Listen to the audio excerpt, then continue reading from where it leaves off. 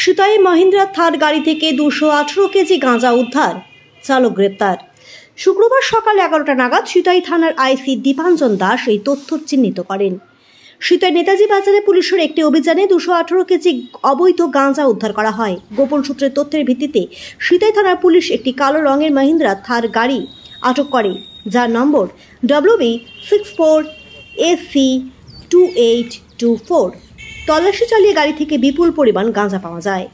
এই ঘটনায় গাড়ির চালক আনন্দ দেবনাথকে গ্রেপ্তার করা হয়েছে। তার বিরুদ্ধে narcotic, drugs and psychotropic substance আইনে মামলা দায়ের করা হয়েছে। স্থানীয় প্রশাসন ও পুলিশের কঠোর নজরদারির ফলে এই ধরনের বড় পরিমাণে মাদক উদ্ধার সম্ভব হয়েছে বলে জানা গেছে। মামলাটির তদন্ত চলছে এবং অন্যান্য জড়িতদের খুঁজে বের করার চেষ্টা করা হচ্ছে।